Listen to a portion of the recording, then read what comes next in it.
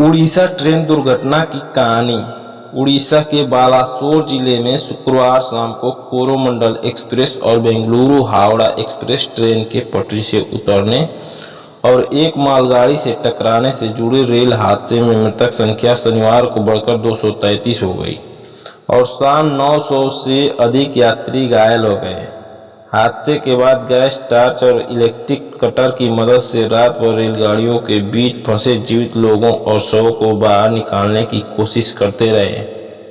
भुवनेश्वर में अधिकारियों ने बताया कि 1200 कर्मियों के अलावा 200 एम्बुलेंस, 50 बस और 45 सचल स्वास्थ्य इकाइयां दुर्घटना स्थल पर काम कर रही हैं। शवों को ट्रैक्टर समेत विभिन्न प्रकार के वाहनों में अस्पताल पहुंचाया जा रहा है। कोलकाता से करीब 250 किलोमीटर दक्षिण में बालासोर जिले के बहानंगा बाजार स्टेशन के पास शुक्रवार शाम को 7 बजे के आसपास हुआ। यह हादसा भारत का अब तक का चौथा सबसे भीषण हादसा है। रेल मंत्रालय ने इस दुर्घटना की जांच के आदेश दिए हैं। भारतीय रेलवे ने एक बयान में बताया कि इस ट्रेन दुर्घटना की जांच दक्षिण पूर्व सर्किल के रेलवे सुरक्षा आयुक्त एम चौधरी करेंगे। रेलवे सुरक्षा आयुक्त नागर विमानन मंत्रालय के अधीन काम करता है। रेलवे के एक अधिकारी के मुताबिक हावड़ा जा रही 12-864 बेंगलुरु हावड़ा सुपरफास्ट एक्सप्रेस के कई डिब्बे बहानंगा बाजार में पटरी से उतर गए और दूसरी पटरी पर जा गिरे। अधिकारी ने कहा, पटरी से उतरे ये डिब्बे 12-841 शालीमार चेन्नई कोरोमंडल एक्सप्रेस टकरा गए और इसके डिब्बे भी पलट गए। उन्होंने बताया कि चेन्नई जा रही कोरोमंडल एक्सप्रेस के डिब्बे पटरी से उतरने के बाद एक मालगाड़ी से टकरा गए, जिससे मालगाड़ी भी दुर्घटना की चपेट में आ गई। पटरी से उतरे डिब्बों के नीचे से शव को निकालने के लिए गैस कटर का इस्तेमाल किया गया। आपदा प्रबंधन कर्मी और दमकल आर्मी शव को निकालने की कोशिशों में जुटे हैं। एक यात्री ने कहा, दुर्घटना के दृश्य इतने भीभत्स हैं कि उन्हें शब्दों में बयां नहीं किया जा सकता।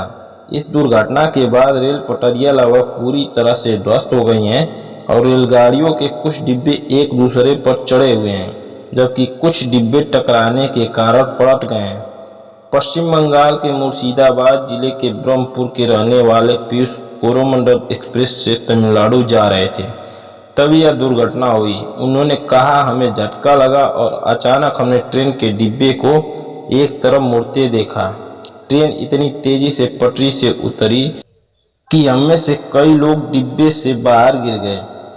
हमने अपने चारों तरफ शव पड़े हुए देखे। स्थानीय लोग यात्रियों के चीखने की आवाज़ें सुनकर घटना स्थल की तरफ दौड़े और वहां पटरी से उतरे रेल के डिब्बे देखे, जो स्टील का बिखरा हुआ ढेर लग रहे थे। रूपम बनर्जी नाम की एक यात्री ने संवाददाताओं से कहा, स्थानीय लोग तुरंत हमारी मदद करने के लिए आगे आए। उन्होंने न केवल लोगों को बाहर निकालने में मदद की, बल्कि हमारा सामान निकाला और हमें पानी पिलाया। यात्रियों ने बताया कि ट्रेन का एक डिब्बा दूसरी ट्रेन के डिब्बे पर चढ़ गया, जिसके कारण वह डिब्बा जमीन में धंस गया। राज्य आपदा राहत विभाग के एक अधिकारी ने बताया कि जमीन में धंसे डिब्बे और उसमें मौजूद शव को बाहर निकालने के प्रयास जारी हैं। अधिकारियों ने बताया कि पुलिसकर्मी और स्थानीय लोग स्वेच्छा से यहां और कई अन्य अस्पतालों में रक्तदान कर रहे हैं। अस्पताल के मुर्दाघर में सफेद कफन में लिपटे शवों का ढेर लगा हुआ है, जिनमें से कई की अभी तक शिनाख्त नहीं हो पाई है। अस्पताल के अधिकारियों ने बताया कि हादसे का शिकार हुए कई लोगों के रिश्तेदार अभी तक शहर नहीं पहुंच पाए हैं, क्योंकि प्रमुख रेल मार्ग पर दुर्घटना के कारण कई ट्रेन सेवाओं को रद्द कर दिया गया है या कई देरी से संचालित होंगी।